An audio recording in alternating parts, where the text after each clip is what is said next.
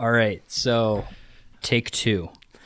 This this has been an eventful hour. We ate a burger, we're nice and relaxed, and then I forgot a vital piece of equipment, jogged half a mile to Best Buy, pissed off an employee, ran back here, was frazzled. We started recording, and we didn't start recording. I thought we had started recording, so we got about 5 minutes in. Yeah. So maybe this is just a good time to reflect on some of Marcus Aurelius' words. I need to not be like a leaf blowing in the wind. Yeah. And find my center. Mm-hmm. Be in the present moment. I mean, yes. There's lots of interesting present moments in that time. Yeah. Yeah. I think I was too much in the present moment when I was packing for this and completely forgot to pack the adapter. But we're here now. We're here now, and thank you for having me. Your place looks great. It's all set up for Christmas. And yeah, so we met a couple weeks ago. Mm-hmm. Shout out to Ryan Hallman, who organized a book club meeting around this book. Mm-hmm. So we've been meeting with a group and discussing this for the last 5 weeks. Mm-hmm. And it's been really cool just hearing like a bunch of people's perspectives on it. Yeah. It's like I had read some books on Stoicism before, but this is the first direct source book that I had, first-hand account that I had read, and it was definitely interesting because I think a lot of these modern interpretations sanitize some of the pieces, and we can get into it later, but there's a lot more almost a religious element to some of the writing here, which I didn't expect from some of the third-party sources. But it's interesting when you read something in the moment versus the sanitized version now. Yeah. That is interesting. I've not read too many of the kind of newer, like, what is the one, Ryan Holiday and stuff. I haven't read any of his stuff, but I listened to one of his podcasts, and I think there's definitely a bent towards, like, how can we make this practical and useful, which it lends well to Stoicism because it's very practical and useful philosophy, but maybe there's a little bit of skipping over the more esoteric or like you said, kind of like religious aspects. And we should talk about the translation. We actually read 2 different translations. I read the Gregory Hayes, and then you read the Donald Robertson / Tom Butler Bowden translation. Cool. Yeah, and we were saying before we started recording, mine seems to be, it's a newer translation. It seems to be more just nuts and bolts. And yours is a little more embellished, a little more lyrical. Mm-hmm. I like yours better, actually. Yours was much more plain speaking, which, we're not here to read poetry or jam out to some U2, like a Roman U2. So I think it's better just to understand the point. Yeah, exactly. Yeah. That's the way Marcus would have wanted it. That's the way Marcus would have wanted it. Shout out to Marcus. So my book has a nice introduction, a lengthy introduction where the translator is saying it's not really clear why Marcus Aurelius wrote this, but it's pretty certain that he wasn't expecting it to ever be read by other people. So he's kind of writing this for himself. And as the title Meditation suggests, it's kind of like him meditating on a few of these core themes. And it's why the book has a very kind of repetitive feel. It's written in 12 different books, which aren't necessarily linear. Like, again, we don't know if these were written in any kind of order, but they're definitely not organized by theme. In fact, in order to do this podcast, we kind of had to almost like rewrite the book in terms of just like, okay, this kind of aphorism is similar to this one. This is similar to this one. And so we kind of reorganized it. But yeah, it's kind of funny that you bring up like what does that even mean? Like, why did he write it the way he did? Because I was just thinking while you were talking about the fact that this is sort of like his journal on the things that he wanted to center himself in before he started his day, to make sure that he's doing these things. And it makes sense that a lot of it's repetitive because if those are the things that he's most struggling with and most want to highlight, it's important that you And if it's coming up more often at certain times, it probably means he's struggling with it more, maybe. Right. And that's a great point because,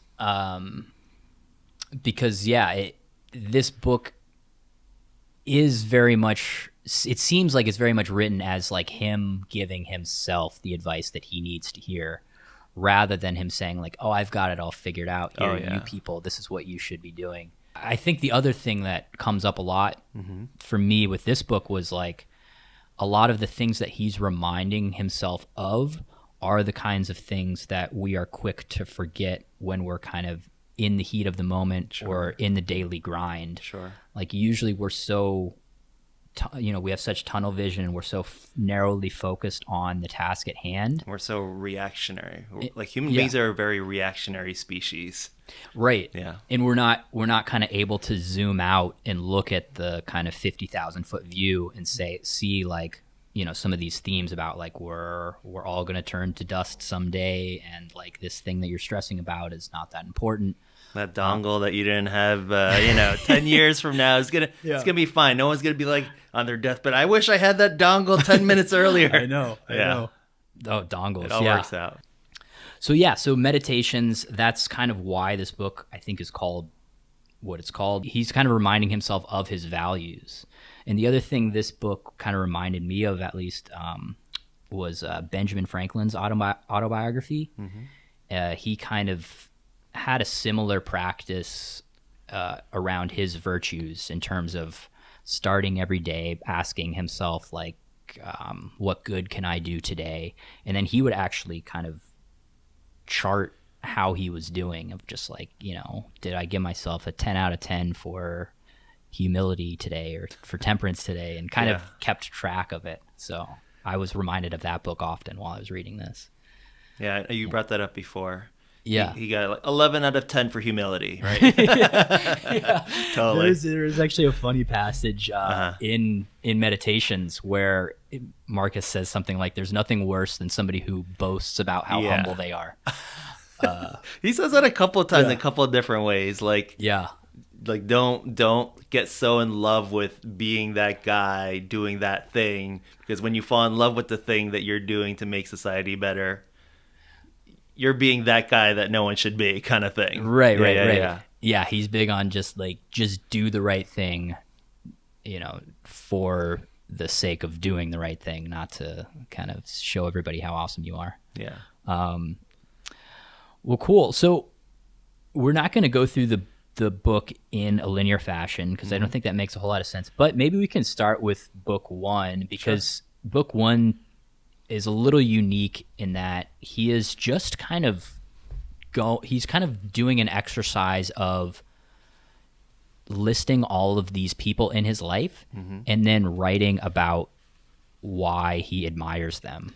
Right, yeah. And it's kind of a cool practice, and it's also kind of a neat way to figure out what things that he values. Yeah, I find it pretty interesting. One of the early ones, like the first one besides his direct bloodline, is number 5, where he talks about his tutor being neither of the green nor of the blue party at the games and the circus, nor partisan either of the Parmularius, I'm totally butchering that, or the Scutarius at the gladiators fights. Essentially not being partisan. And I think that's very relevant for our world these days. Yeah. And as emperor, I'm sure people are always trying to get him to be partisan. For him to be one of the first thing that he writes that he admires about someone that's not in his direct bloodline, to me that says that he really values that, and or maybe struggles with it, since we said it's also him trying to remind himself of things that he needs to work on. Yeah, right. And that's a theme I noticed too. The way that I kind of paraphrased it was seek truth no matter who's saying it. And he says, this was book 4, chapter 12. He says, reconsider your position when someone can set you straight or convert you to his. And it made me think of Ray Dalio, the investor. He, in his book Principles, he says something like, I want the best answer, not just the best answer that I can come up with. So I think he's saying something similar there. Like, even if the other person or the other party is speaking the truth, then that's what you should believe. Yeah, and I think that's incredibly important if you're the emperor, because if you don't look for the truth and you're just believing the first influential person who's in your ear, people's lives are on the line. People could die from that, or people could be exiled, or, so it's really important that he's disciplined in that way. Yeah. No, that makes a lot of sense. Yeah, and a lot of these passages are kind of, you can tell they're kind of colored through his lens as an emperor. I think it's funny that you brought up that quote, because directly after that it talks about, how we were talking about how you got to just walk the walk. Like, you can't fall in love so much with the fact that you're doing something. So it says here, but this change of opinion must proceed only from a certain persuasion, as of what is just or of common advantage and the like, not because it appears pleasant or brings reputation. So it's like, if you're doing it because it just feels good, or if it boosts you up, again, you're doing it for the wrong reason, and it's not going to work out for you, Right. He's constantly bringing those caveats up for himself. Absolutely. Yeah. Well, maybe we can talk a little bit about the logos. Sure. Because this is really at the core of understanding Marcus's philosophy, I think. And it's a little nuanced of an idea and of a word. So I'm just going to read the introduction. I'm going to quote a little bit from that to kind of frame this a little bit. Sure. So, of the doctrines central to the Stoic worldview, the world is organized in a rational and coherent way. More specifically, it is controlled and directed by an all-pervading force that the Stoics designated by the term the Logos. Logos operates both in individuals and in the universe as a whole. In individuals, it is the faculty of reason. On a cosmic level, it is the rational principle that governs the organization of the universe. In this sense, it is synonymous with nature, providence, or God. All events are determined by the Logos and follow in an unbreakable chain of cause and effect. And then later he says, humans are responsible for their choices and actions, even though these have been anticipated by the Logos and from part of its plan. I think it's tough to read some of these passages because there's not really a English word that captures that full idea of logos. Yeah. Like, it's not quite rationality, but in some of the passages it seems like it's rationality. It's not quite nature. It's not quite God or providence. But yeah, it's kind of maybe an umbrella word for all of those things in different circumstances. Yeah. I'm smiling because I keep thinking, when you're reading through all those words, I'm like, this guy is like talking about, I feel like, the Force in Star Wars. Like, I feel like that's what the vibe I'm getting as you're reading all this. Yeah. And I mean, you should have done the Yoda voice. Yeah. No. Yeah. Yeah. But I mean, it's a funny thing to compare it to, but I think it's not super far off. Yeah. Yeah, I know I was like kind of joking, but I'm kind of not. Like, is this literally like the Force? Like, if you think about like the way it's portrayed in the movies, it's exactly, almost pretty close to one with what the way it goes with what you were reading. Yeah. And he kind of, like almost kind of deifies rationality as well. Too, because I think for Marcus Aurelius, rationality is the tool or the thing that allows us to kind of not just be at the whims of our fate. Like, we are actually able to use our minds, use rationality to decide how to act. Yeah, like rationality is sort of what separates us from the beasts. Like, he keeps talking about, like, beasts are just gonna do what they're gonna do. Like, a rat's gonna do what a rat's gonna do, but we have this superpower. And we got to make sure that we use a superpower in the way that it's supposed to be used, because it's a gift. And it's almost like it's the touch of the divine almost inside of us. And we should, use that touch of the divine in the way it was supposed to be used. Yeah. And I think to add to that, kind of use it the way it's supposed to be used for us, because he also thinks that every person has their own nature, and that our job is to kind of do what is in alignment with that. And some quotes kind of on that theme. Book 5, chapter 36, he says, just do what you can and should. 4:25, he says, the good man is content with what nature assigns him. In 6:22, he says, I do what is mine to do. The rest doesn't disturb me. Oh, and then I really like this one too. 6:43, he says, does the sun try to do the rain's work? So we all have a role to play. We all have a role to play, yeah. And we should play our role, not the rain's role if you're the sun. Exactly, yeah. I think also kind of implicit in this is that it is our job to focus on what we can control and focus on ourselves, essentially. Like, there's a lot in here about, like, don't pay attention to what other people are doing, what other people are saying, their opinions. Like, focus on you and the things that you can control. Yeah. I mean, it says, let me read. Yeah. There's a book where he just like kind of like just rags on what people are going to be like. And he's like, don't pay any mind to them. Yeah. It's book 2, chapter 1. I don't know how it translates on yours, but on mine,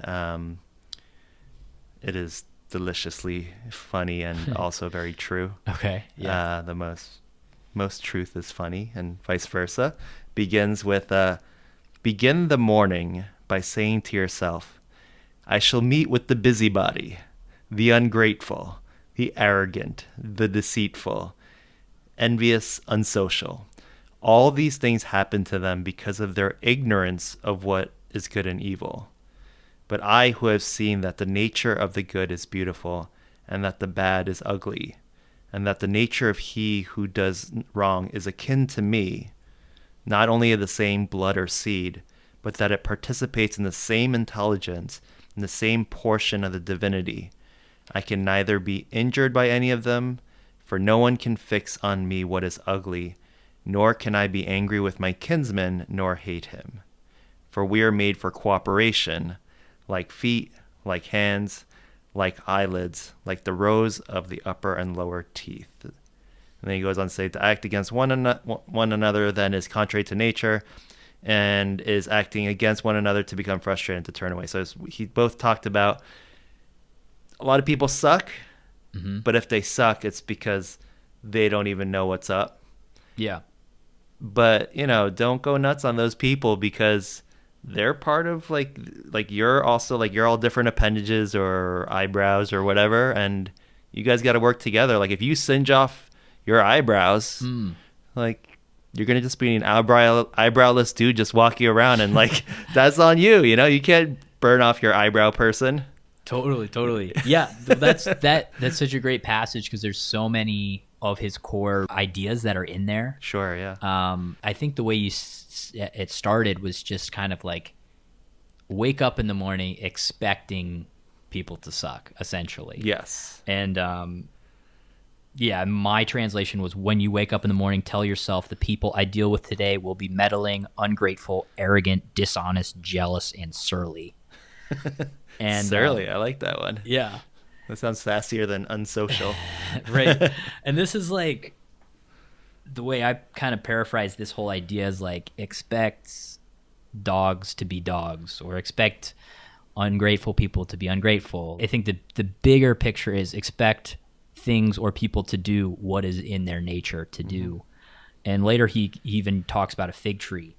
Yeah, he says, you shouldn't be surprised that a fig tree produces figs, nor the world it produces. A good doctor isn't surprised when his patients have fevers. And again, I think he's kind of speaking to how quickly we forget, like, what is in people's nature to do. Sure. We're just always, anytime somebody is shitty to us, we're always just baffled. Like, can you believe that asshole? Yeah. And he's just like, expect people to do asshole-like things. When has that ever not been the case? Yeah, if you have an asshole boss, I'm not talking about my boss. Yeah. Awkward laugh. Yeah.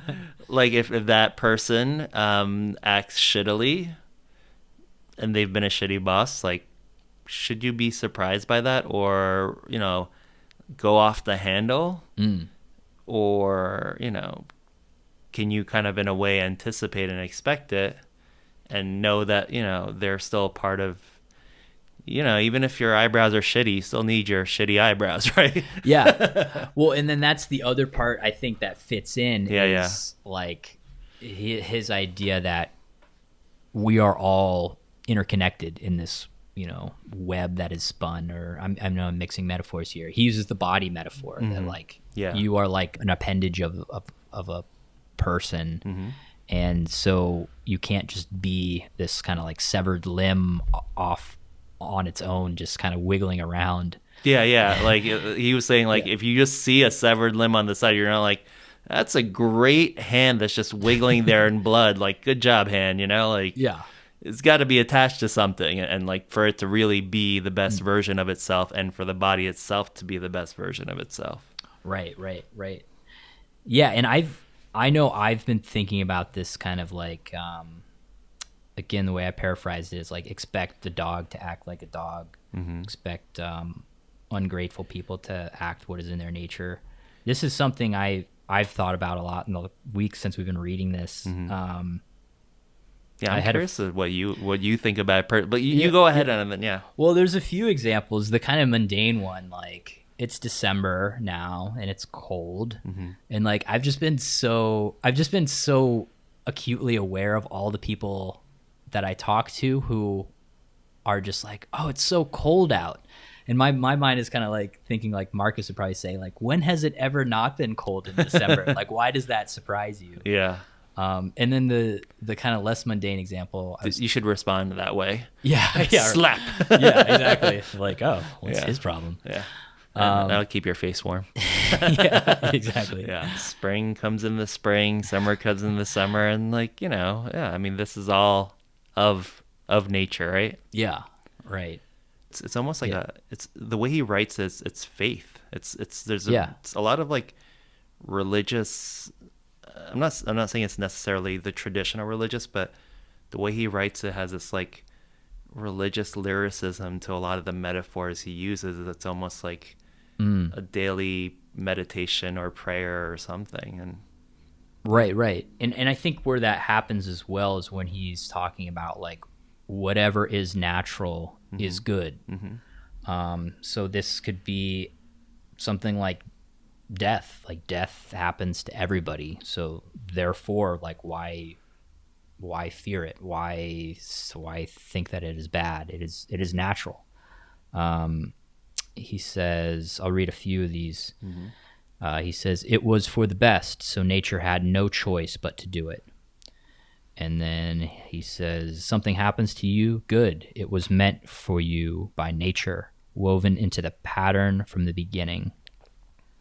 So this is kind of his view again, that like the logos or nature is good. The unfolding of whatever is happening is for your benefit. And he even says this to like quote unquote bad things. See if I can find the passage, but basically the idea is even like negative things that happen to you are for your own benefit, because you can, you know, use your mind to grow from them. Do you mind if we go back to like the death piece? Yeah. Let's talk more about death. Let's talk more about death. He talks a lot about death. Yeah. A lot about death. Yeah. So I got the impression like he had maybe more than three, but three particular prongs or thoughts come to mind about his themes when it comes to death. Yeah. So one theme that he constantly brings up is what you were talking about with logos and nature, which is death is just a change. And why are you fearing change when change is constantly happening? Yeah. And, one of our book club members, when we were reading it together, was saying, we're constantly dying. So why fear death when it's been happening this entire time? Right. So he talks about that change always happening and death being a part of that change. The second piece, he constantly brings up specific people's names when he says, in death, like this important person is the exact same as this, schmo on the street. And so it's like the great equalizer. Yeah. So if in death we're like that, then, that says something about the real value of both of those, both the important people and quote unquote non-important people. Totally. Could I read the? Yeah. I feel like you wanted to say something about that. So that one, the kind of quote that captures that. This was book 6:24. Alexander the Great and his mule driver both died, and the same thing happened to both. They were absorbed alike into the life force of the world, or dissolved alike into atoms. Yeah, I think that captures the death is the great equalizer. Yeah. And I think the third piece... third prong, yeah. Yeah, the third prong with death is that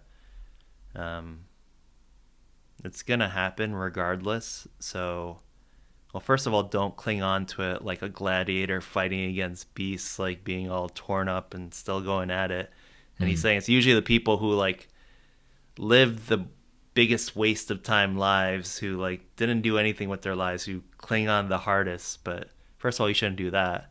Yeah. And secondly, I don't know if it's in this book or just in general with Stoicism, but Memento Mori. Yeah. Remember death is coming for you. And he constantly talks about, like, live in the moment because you know that death is coming. So in this moment, you should be living even more. Right.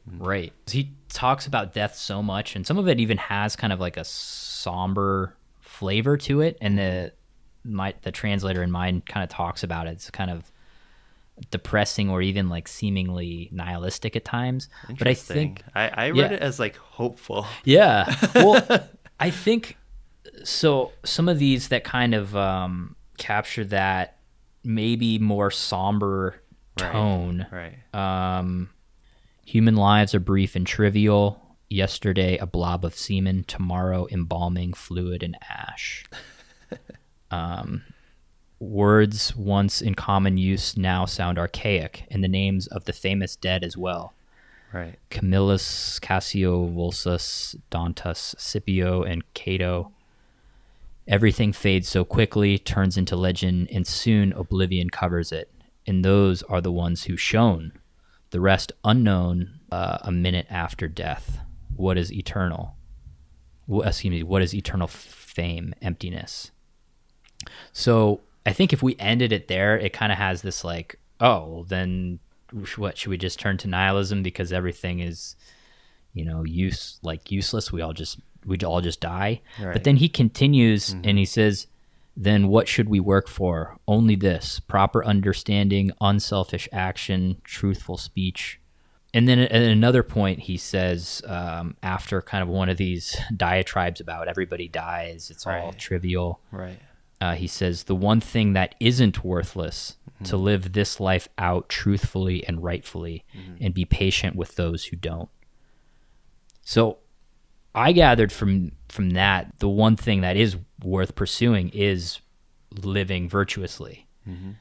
And that's how we can kind of, create meaning in our life or purpose in our life. Like that virtue itself is the purpose of life. Yeah, and I mean, Stoicism is a virtue ethic. Sure. And he kind of, like we talked about earlier, kind of harps on like, you do the good thing for the sake of doing the good thing, not to get something out of it. Yeah.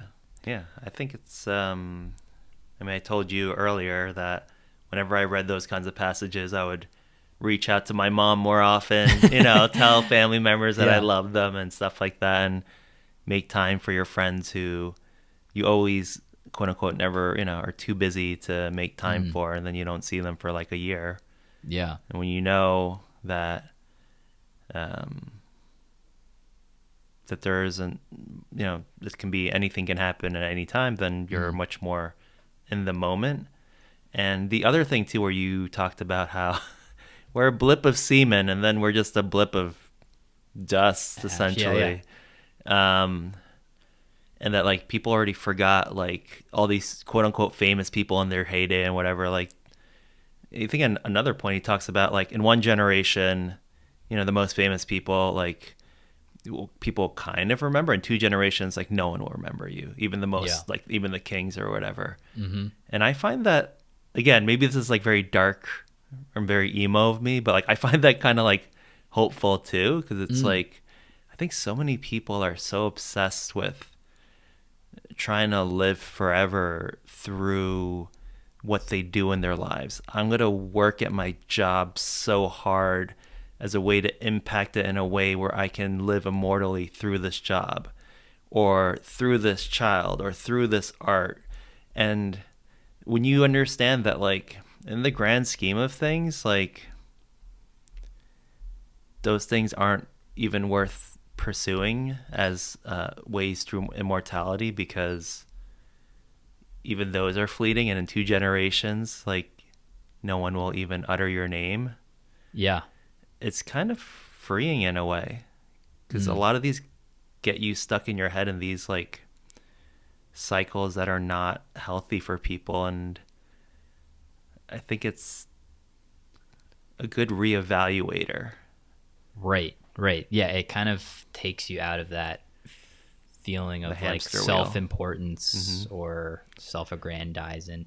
It's self-aggrandizement. We self-aggrandize all the time, and it's like when you take a step back, you're like, this is silly. Like, so much about life is awesome, and I'm too busy like thinking about this this like future like legacy that I'm creating, and I'm like, but in the moment, like I'm missing all these things. Totally. Well, and he says another part. This is kind of his more like cheeky side coming out. He says, cheeky Aurelius. Yeah, cheeky Aurelius. To paraphrase, he says basically like, why do you care about what future generations are going to think about you? Like, they're just as dumb. They're going to be just as dumb as the current generation is. And then another point he says when he's talking about like why we shouldn't care about other people's opinions, he says basically like they criticize themselves. They don't even accept themselves, and yet you want their, praise and adulation. So it's like human beings care the most about themselves, and yet the approval that they want the most of, and the person's opinion who they value the most, is other people. Yeah. He's like, how does that make any sense? Right. Yeah, it seems like a bit of a contradiction. I mean, it doesn't, except I guess like if we're gonna talk about like terms of evolution, I mean, then it makes sense if you're going to be knocked out of society and whatever. But right, like your reputation does matter, like evolutionary speaking. Logically though, like, and if he's saying logos is his, the prime mover, it doesn't make sense. Right. Well, and I think another large piece too is like the reason that we shouldn't be focusing on the opinions of others or what other people think. Is basically like that's all out of your control. And like again, coming back to like so much of this Stoic philosophy is like, kind of like the serenity prayer, like let me what is it? Lord, grant me the courage to change the things that I can and to accept the things that I can't, and the wisdom to know the difference. That to me, I think captures so much of this. And for Marcus Aurelius, the one thing that you can control is you and your mind and your actions. Everything else is off the table. So I mean, I guess what I'm getting at is that also includes what other people think about you, and what other people do. So I think is why he says also like, somebody doesn't like you, their problem. Somebody does something wrong, their problem. What is your issue is what you can do. What you said kind of brings up two things in my mind. One, whenever I have misbehaving students in my class, they're always like, when I talk to them on the side, I'm like, what's going on, man? Like, why are you, talking out of turn or whatever?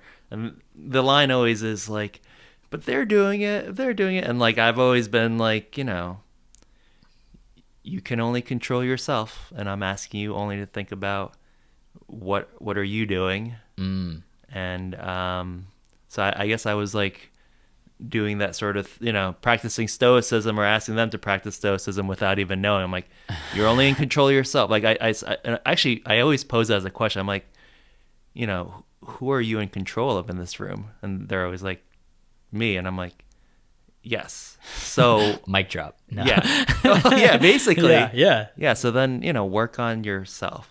Like that's the thing you can control. I've also said that to, people like kids who come crying to me about things that aren't ideal. So it works both as a way to kind of gently correct their behavior, but also as a way to kind of reflect when they're overwhelmed. For sure. Well, and there's another piece that I think is kind of related to what we've been talking about, which is that the person who, I don't know, sins, maybe sin isn't the right word, that transgresses in some kind of way. Jinxie, owe me a Coke. No. God. That person is harming themselves. Right. And he even goes as far as to saying they're not harming you. Like basically nothing external can harm you. It's only your interpretation of it. But that person is harming themselves, which again is, I think, something that's kind of unique. Maybe not just Stoicism, but one of the kind of things that, to me, with Stoicism has always stuck out, that like most of us think of like, oh, you shouldn't treat people badly because you're going to hurt that person. Right. This kind of flips it on its head and says, no, you shouldn't treat that person badly because you're going to degrade yourself. Sure. The logos within yourself is like deteriorated or desecrated, I guess, if we're talking in religious terms. Yeah. He says, quote, if they've injured you, then they are the ones who suffer for it. And then another point, he says, an individual act of evil does not harm the victim. Only one person is harmed by it, and he can stop being harmed as soon as he decides to. Yeah, so that's kind of coming from the person who is doing the transgressing. The person who's being transgressed upon. Again, this is the idea that like external things can't harm us. He says in book 12, it's all how you perceive it. You are in control. And then he says, choose not to be harmed and you won't be harmed. Don't feel harmed and you haven't been. It definitely helps with getting offended. So when I was younger, I would get offended real easily by random things, and like things that obviously, I guess, like a lot of times we say something is like the way I am. Like I am a smart person, or I am a person with great hair, whatever, right? And if someone says something about directly against being a smart person, then like you could either be offended, and I used to be, and then I realized like, who cares? Like a lot of times I ask myself, do I value the opinion, like genuinely value the opinion of this person? And a lot of times when people are saying harmful things, I think we could tell ourselves honestly that we probably don't in general. So why are you valuing this particular opinion? Yeah. I think it's also, if you're kind of thinking about when somebody says something potentially that's mean to you, if you're kind of thinking about it in this way of like, that person is harming themselves more than they're harming me by doing that, I think it kind of triggers a sense of maybe, instead of feeling that like indignation, thank you, you're kind of feeling kind of compassion for them. Also, another one of these ideas is basically that all sin, if we want to use the kind of religious framing of this, are due to ignorance, which that's a big message here. He says no one does the wrong thing deliberately. And he says, when people injure you, ask yourself what good or harm they thought would come of it. If you understand that, you'll feel sympathy rather than outrage or anger. And again, it's the idea that basically like they are transgressing against you because they think that they're going to benefit from it in some way. Mm-hmm. But I think he would say they're actually not going to. So they're actually going against nature and are going to suffer for it. So therefore, you should actually feel pity for them or feel sympathy, I guess. Mm-hmm. Makes sense. Yeah, it makes sense. Well, and I think it ties too into his whole conception of nature and the logos. Again, it's just like if nature, logos, God, whatever we want to call it, is good, then it makes sense that doing evil is going to come back to bite you in the butt. Yeah, I mean, like, if we're talking about, like, going back, because I think everyone can relate to having a bad boss at some point in their lives. You got a bad boss yelling at you, being, like, just a big ass hat. Yeah. That's a good word. Yeah. The biggest hat of them all. Yeah. And obviously, a lot of us in the moment feel resentment and angry.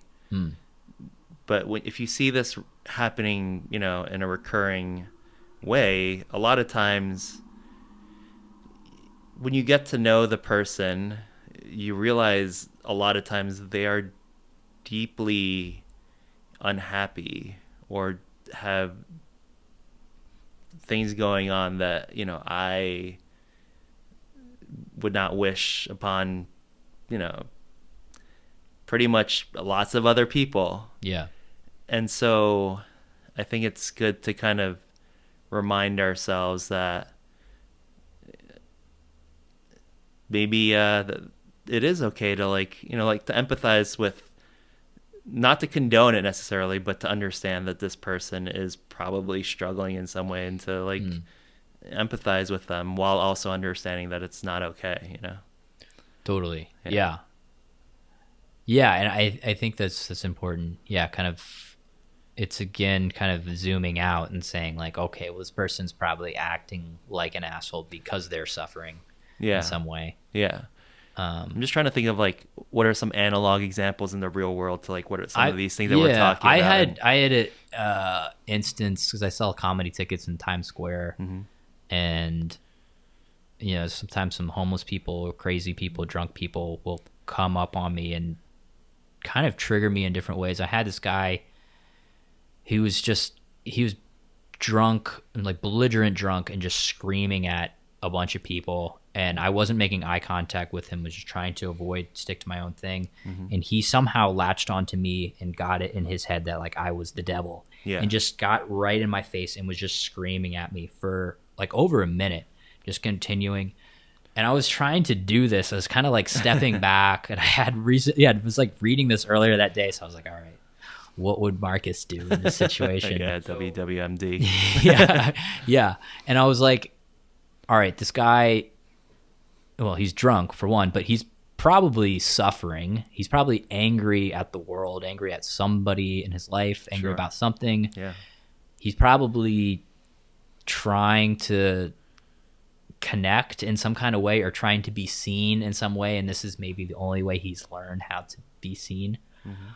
So I was having all of these thoughts rationally, but I still had the very emotional reaction. I was like, I just want to fucking punch this guy in the face. Sure. So I probably have further to go in my my Stoic practices, but it's at least, I guess, a best first step to at least be starting to have that thought process. Because I think what he's saying, most people are probably just caught up in the emotion in the loop, and aren't even able to kind of zoom back and be like, all right, kind of look at it as if you're floating up above the situation. What's actually happening here? Yeah. Well, first of all, I don't think you necessarily have more work to do than a lot of other people who are also reflective. Yeah. Because remember, this guy wrote a whole freaking book about you should do this and that, because to remind himself. So obviously he's not perfect with this either, because otherwise why write this journal to remind yourself if you're always like perfect, right? If you're already doing it. Yeah, exactly. So he's probably struggling with the same Roman, street equivalent version of Times Square guy yelling in his face. And he's also struggling with those things, and that's why he's writing it in his book. So you should write in your book next time when he does that. Should. Take out a journal when he's yelling in your face and just just write very peacefully, while still keeping an eye on him so he doesn't stab me. Sure, yeah. Not getting stabbed is always a good thing, yeah. But this, I don't know if he says explicitly in this book, but I know a lot of Stoic books talk about feeling emotions is natural, and you should feel these emotions and feel them fully and deeply. But what makes us rational, or what makes us, part of the logos, is that, refractive period of thinking, okay, I felt this emotion. How am I going to react to it? What am I going to do about that reaction? And so you were doing both of those things, right? You felt the feeling where you wanted to maybe punch the guy in the face and take out the word maybe. Yeah. But then you also took the refractory time to kind of go through all those thought processes in your head. And ultimately, you were able to kind of do the right thing by not, enacting some of your thoughts. Yeah. And I'm sure in hindsight, even though you felt that anger, and you going through the things in your mind definitely helped give you a sliver of equanimity that you would not have had even a sliver of if you hadn't gone through those thoughts. Right. No, I think it's a good point. I think the point of it is not to stop feeling emotion. It's to notice yourself feeling the emotion and kind of step back and kind of zoom out a bit and give yourself a little bit of that space. And he has a lot of we're kind of talking about equanimity here. He has a lot of great metaphors for this. He says, stop being jerked like a puppet. Again, I would think he's talking about, from an emotional sense, being jerked around by your emotions. Right. He says in book 7, not a dancer, but a wrestler, waiting, poised, and dug in for sudden assaults. And again, that's a kind of life stance. Seeing yourself as kind of I just watched this documentary on sumo wrestling. It's kind of seeing yourself as this your feet are planted, you're kind of ready for whatever is going to come at you. Yeah. And then the final metaphor, or not the final, but just another one that I noted, was be like the rock that waves keep crashing over. It stands unmoved, and the raging of the sea falls still around it. Both, I've thoughts about both metaphors, but I want to first go to the one that's be like a rock, let the waves crash over, and then they'll still. I find that very interesting because I feel like most metaphors in our current society are about be like the water, go with the flow, be flexible. So I don't know, what does that make you think versus what is commonly spoken about in our society these days? What sort of thoughts come up for you? Yeah, no, that's really interesting. I don't know. I think a little bit about Marcus writing this as an emperor who was, from my understanding, during his reign, there was warfare. There was a lot of stuff happening, a lot of chaos happening. A lot of disease, yeah. So I think that probably affects your life philosophy, is that if you're surrounded by chaos, you're probably going to be drawn to a philosophy that is all right, focus on you, focus on what you can control, be sturdy like a rock.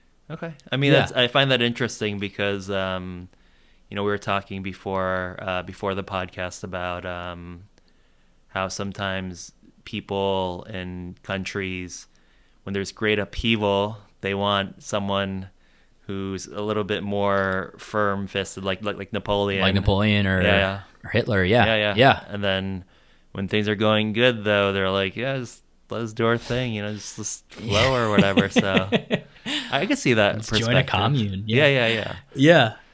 I hear you on that. I hadn't thought of it that way. I actually think that. Well, sorry, I was going to say, and even before Marcus, the Hellenistic age where Stoicism kind of came to be was an age of great turmoil. Okay. So, and I know this isn't like an original thought to me. I've heard it elsewhere that that's kind of maybe why this kind of philosophy had some appeal.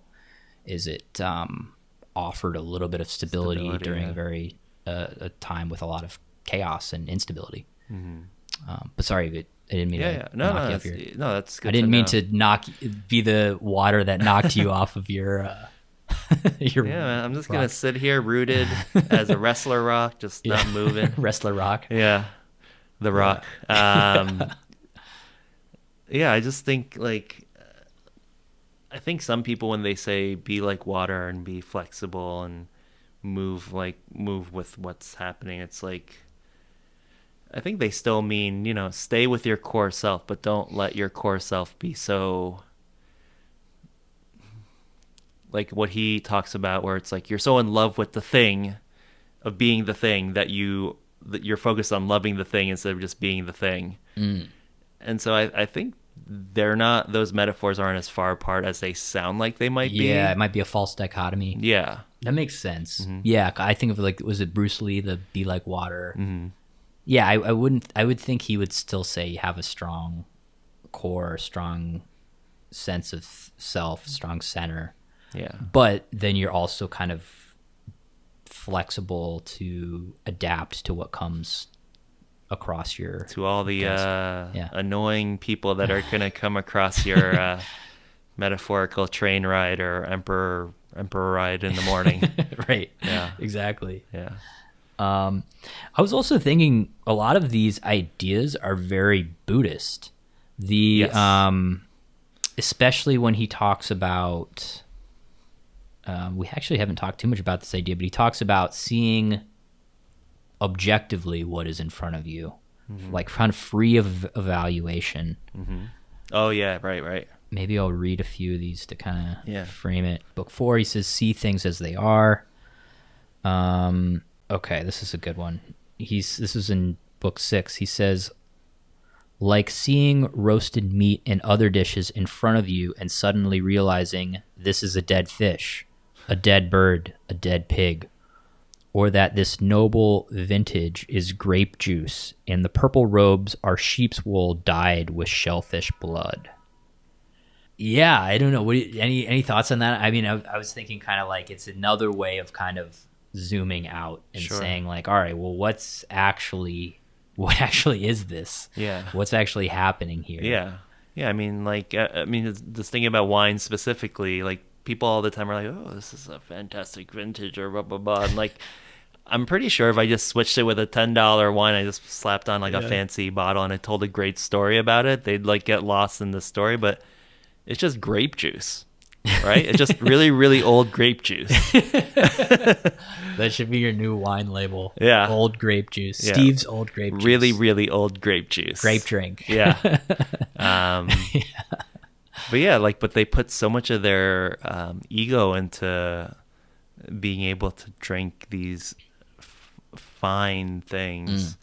And so many people care about like caviar. It's like, it's just a fish egg, and like people think it's like the fanciest thing. And like, I think a decent number of people probably don't like it as much as they think they do, because they think it's fancy and that's why they like it. Yeah. When they've done studies on that with the wine, that like, people actually prefer the less expensive wine a lot of times in like blind taste tests. Sure. I mean, you know about lobster, right? About back in the day, they used to feed lobster to prisoners because it was just like the worst, quote unquote, the worst food. And now, because perceptions have changed, we've lost like now it's like subjectively speaking, it's a fancy thing. Now it's like, super jacked up in price, and it is what it is now. And it's all based on perception, but really it's the same creepy looking red thing that it's been all the time. Yeah, totally. Yeah. And this is also this idea. There's actually a Marcus Aurelius quote in Silence of the Lambs. Okay. That Hannibal Lecter says. He was a Marcus Aurelius fan. He was. he tells Clarice to read Marcus Aurelius. Yikes. He says, ask, what is this fundamentally? What is its nature and substance, its reason for being? What is it doing in the world? How long is it here for? And I think in that movie it's a different translation, so it's not quite the same, but it's that same Yeah. This is 8:11. So we don't do that a lot. And he's because Clarice in that movie, she's the detective trying to figure out who Buffalo Bill is, who, like, when will he kill again? Sure. So Marcus, I think, there is asking you to, like, really get in his head and say, like, you got to think, like, who is this guy? What is his nature? What is his reason for being? What is he doing in the world? Like, if you understand that and you can really get inside his head like that, see it objectively, then you can find this guy and stop him from killing again. Yeah. Such a good movie. I haven't seen it. I'm one of the only people in the world who hasn't seen it. Well, yeah. I mean, there's a bunch of quotes. I know I've seen some YouTube clips, but I've never actually seen the whole movie. So it's put it on my list. Yeah. I'll add it to the list, as Captain America would say. Yeah, we kind of talked about this interconnectedness, which is another kind of has a little bit of a Buddhist flavor. And then there's a few ideas to me seemed kind of Christian in nature, which is kind of interesting historically too, because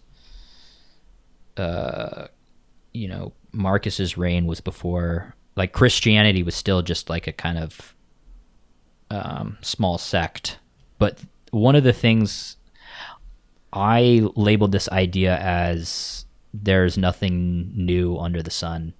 He talks a lot about, like, if you were to go 100 years into the future, people would still be doing the same things that they're doing now. Yeah. They'd still be having the same thoughts, the same fears, the same anxieties. He says, quote, "The world cycles never change, up and down from age to age. Look at the past, empire succeeding empire, and from that extrapolate the future, the same thing. No escape from the rhythm of events, which is why observing life for 40 years is as good as 1,000. Would you really see anything new?" No, I think we talked about this before with some other people, but I think someone saying that someone who dies at, like, let's say, like 18 years old versus someone who died at age 100, Stoicism might say that they both led lives, and did they live to the best ability that they could have, then they lived a good life, and it's supposed to happen the way it does. So if someone dies at a young age of 18, it's almost like disrespectful to say, that the person died too young, because the person lived the life that they were supposed to live. Which, to me, I mean, logic, like, emotionally speaking, it's like, it's a tough pill to swallow, but Yeah. logically there is some sense to it. It's just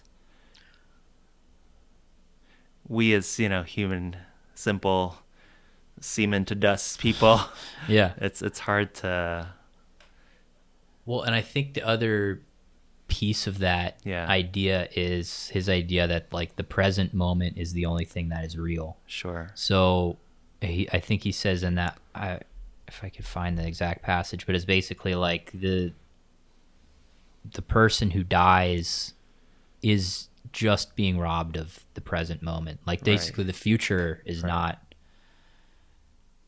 It's not really real in the sense that, like, it's just an idea. Right. And the past is just a memory. So the present really is the only thing. And I think that's where he kind of extrapolates to, like, that's why it doesn't matter if you die when you're 18 or when you're 80. You're still just losing the present moment. Yeah, and the idea of presence and, being present comes up a lot. Yeah. Book 12, he says the present is all we have to live in or to lose. So I think that's that idea. And he also says, give yourself a gift, the present moment. And there's so many, like, cliches now where it's like, the present is a gift or whatever. And, I guess, I don't know if it was a cliche back then when he wrote it, or if it was, he's one of the progenitors of that. But if he is, he's a smart dude. I mean, he's a smart dude in general. Yeah. I know that passage for me kind of reminds me like nothing is certain. Like I have, a friend who's coming, and we've been planning this for a couple months, and like I've kind of had to remind myself of like, until she is actually here and we're sitting together, like it's not actually real. Yeah. Like God forbid anything would happen, but like I think that's the reminder. And he says, this one actually made me laugh. He says, as you kiss your son goodnight, whisper to yourself, he may be dead in the morning. I do remember reading that. Yeah. Maybe that's dark. Maybe don't say it out loud. Yeah. Your son might freak out. What'd you say, Dad? But yeah, it's the reminder of like I'm gonna stay with mommy. It's the future that like it's the idea that the future is not a given. I mean, especially for him in particular, losing all those children. I mean, he probably was telling himself that every day. Yeah, I think, what did we say? He lost like 12 children throughout his life. Yeah, something like that. Crazy. Yeah, but yeah, I don't know. And again, I think that kind of is one way to kind of get you to appreciate the life you're living right now. Another kind of Memento Mori type of practice. Yeah. Well, this was great. Yeah. We got off to a little rough start with me literally running around like an idiot. We got off to the start that needed to happen so that we could practice something that related to the Stoicism that we were going to talk about today. Yes, and it was in the logos for me to forget that dongle. Well, cool, man. Thanks so much. Thanks for having me. Thanks for listening to Unpacking Ideas. If you enjoyed the episode, please share it with a friend or scroll down and write us a review or give us a rating. I know that all takes a little bit of effort, but it really helps with the algorithm so that more people can discover the show. So thanks for doing that in advance. If you would like to get in touch with me, please visit unpackingideas.com. Or if you would like to see what's coming up on the podcast, visit unpackingideas.com/podcast. And there I post links to articles and essays and books that we'll be discussing on future podcast episodes. All right, guys, that's going to do it for today. Thanks so much for listening, and I will see you next time.